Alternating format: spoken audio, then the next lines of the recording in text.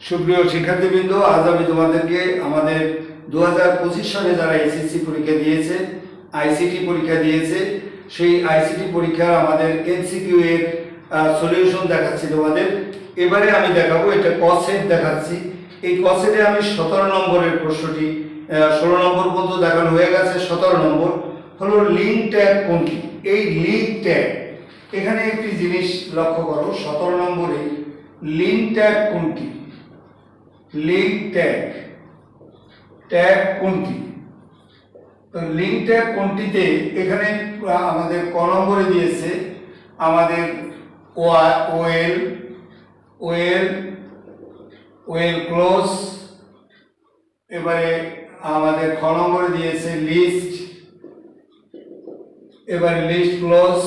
গ নম্বরে দিয়েছে আমাদের বোল্ড বি, এবারে ক্লোজ বি। এবারে ঘ নম্বরে দিয়েছে আমাদের এ, এবারে দিয়েছে এই। এবারে লক্ষ্য করো, এটা হলো অর্ডার লিস্ট। অর্ডার লিস্ট আমাদের দেখো লিঙ্ক ট্যাগটা কি? লিঙ্ক হলো হাইপার লিঙ্ক। হাইপার লিঙ্ক হচ্ছে একটা পেজের সাথে আর একটা পেজের সম্পর্ক, একটা ওয়েবসাইটের সাথে আর একটা ওয়েবসাইটের সম্পর্ক। সুতরাং অর্ডার লিস্ট দিয়ে আমরা সেই সম্পর্ক করতে পারি না।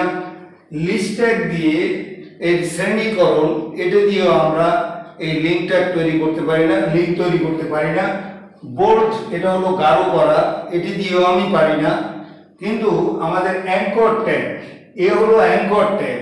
তো আমাদের page to page, website to website এই লিঙ্ক করতে হলে আমাদের অবশ্যই অ্যাঙ্কর ট্যাগ ব্যবহার করতে হয়। এই অ্যাঙ্কর ট্যাগের একটা অ্যাট্রিবিউটের নাম হলো HREF। HREF মুখস্থ রাখবে, কেন? এগুলো আবার পরবর্তীতে পরীক্ষায় এই সমস্ত দিতে পারে। Hyper link reference, hyper link reference. সুতরাং এই অ্যাঙ্কর ট্যাগটা হলো আমাদের কারেক্ট। অ্যাঙ্কর ট্যাগের অ্যাট্রিবিউট হলো HREF, মুখস্থ রাখবে। তো এটা গেল আমাদের। এবারে হলো আমাদের 18 নম্বরে আমাদের দেখো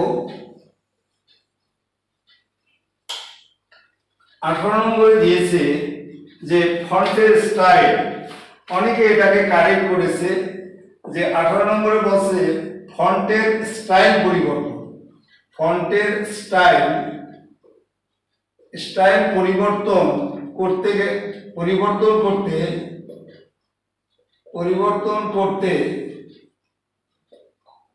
করতে কোন অ্যাট্রিবিউট ব্যবহৃত হয়?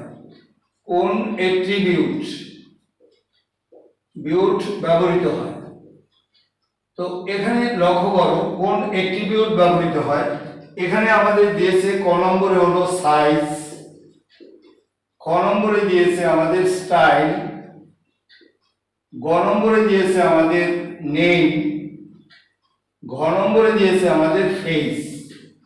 ফেস স্টাইল বলতে হলো তার চেহারা। যেমন আমাদের একটা এ অক্ষর আছে, এ অক্ষরটা আমরা চেহারাটা পরিবর্তন করব, স্টাইল পরিবর্তন করব। তো এই স্টাইল পরিবর্তন করার জন্য আমাদের যে ট্যাগ ব্যবহৃত হয় সেটি হলো ফন্ট ট্যাগ।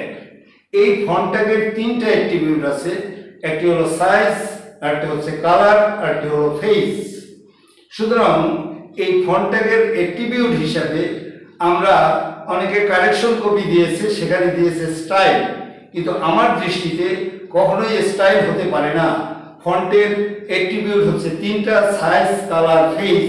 এখানে সাইজ দেওয়া আছে, সাইজ দিয়ে অক্ষরের সাইজকে পরিবর্তন করা।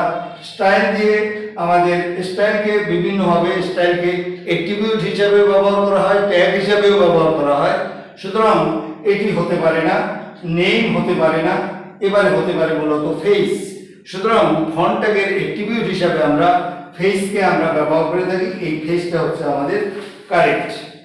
এবারে হচ্ছে আমাদের এবারে 19 নম্বরের প্রশ্নে আমাদের বলেছে যে কোনটির ক্ষেত্রে ডোমেইন নেম ব্যবহার করা হয়? কোনটির ক্ষেত্রে ডোমেইন নেম ব্যবহার করা হয়? তো ডোমেইন নেমটা মূলত কি আগে শুনে রাখো, একটু ব্যাখ্যায় বলি। আইপি অ্যাড্রেস, ইন্টারনেটের সাথে যে কম্পিউটারগুলো যুক্ত আছে তাদেরকে সঠিকভাবে চিহ্নিতকরণের জন্য একটি আইডি নম্বর ব্যবহার করা হয়, একে আমরা আইপি অ্যাড্রেস বলে থাকি। এই আইপি অ্যাড্রেস বাইনারিতে প্রকাশিত আইপি অ্যাড্রেস। এই বাইনারিতে প্রকাশিত আইপি অ্যাড্রেস মনে রাখা আমাদের জন্য কঠিন, সে কারণে আমাদের এই ডোমেইন নেম আমরা ব্যবহার করে থাকি। ডোমেইন নেম হচ্ছে আইপি অ্যাড্রেসকে সহজে মনে রাখার জন্য একটি ছোট নাম বা আমরা একটা আলফা নিউমেরিক ঠিকানা আমরা ব্যবহার করে থাকি, তার নাম হচ্ছে আমাদের ডোমেইন নেম। তাহলে কি হচ্ছে যে এখানে ডোমেইন নেম হিসাবে বলছে, ডোমেইন নেম ব্যবহার করা হয় কোথায় কোথায়, সেখানে ব্যবহার করা হয়, দেখো ডোমেইন নেম হিসাবে বলছে কোনটির ক্ষেত্রে ডোমেইন নেম ব্যবহার করা হয়। 1 নম্বরে দিয়েছে আমাদের, ক নম্বরে আমি প্রশ্নটি লিখে বুঝাই দিই, কোনটির ক্ষেত্রে ডোমেইন নেম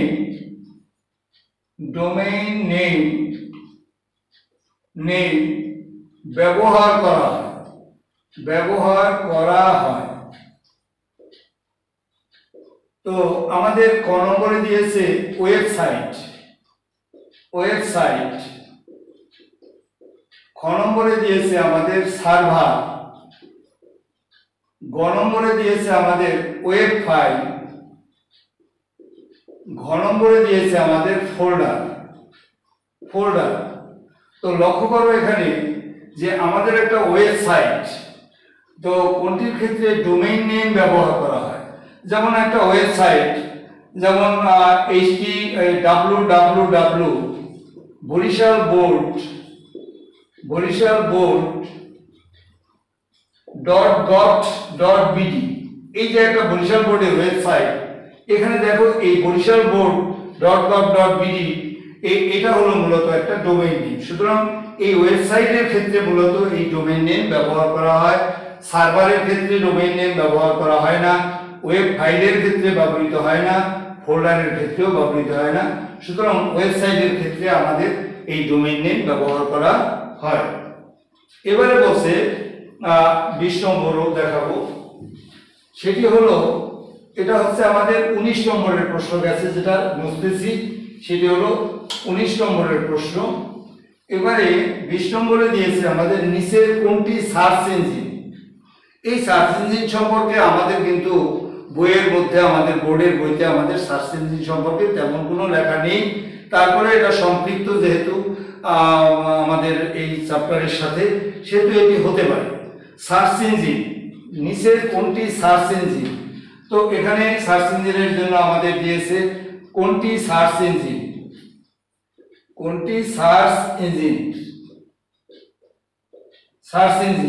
এখানে দেখো ক নম্বরে দিয়েছে টুইটার,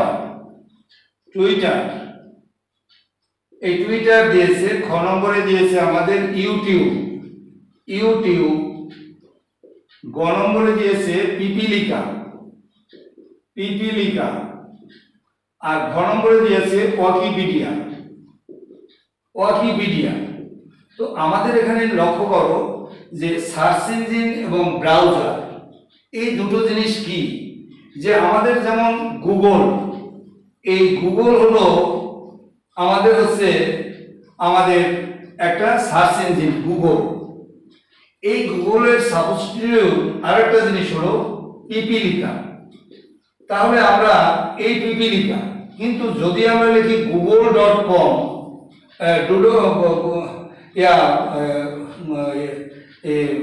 গুগল ক্রোম, এই যে গুগল ক্রোম যদি বলি, তাহলে এটা হলো কিন্তু ব্রাউজার, ওয়েব ব্রাউজার, আর এটি হলো কিন্তু একটা সার্চ ইঞ্জিন।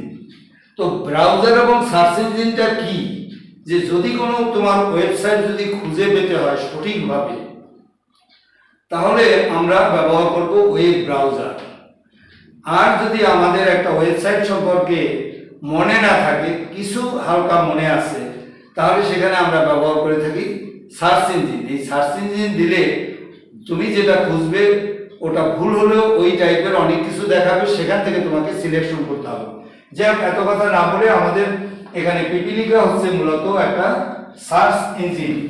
তো এভাবে আমরা এই জিনিসগুলো সুন্দর করে প্রত্যেকে আমরা পড়বো। তো এই হচ্ছে আমাদের কথা। তো সকলকে অনেক ধন্যবাদ। আমার ভিডিও ভালো লাগলে এটাকে লাইক এবং সাবস্ক্রাইব করবে।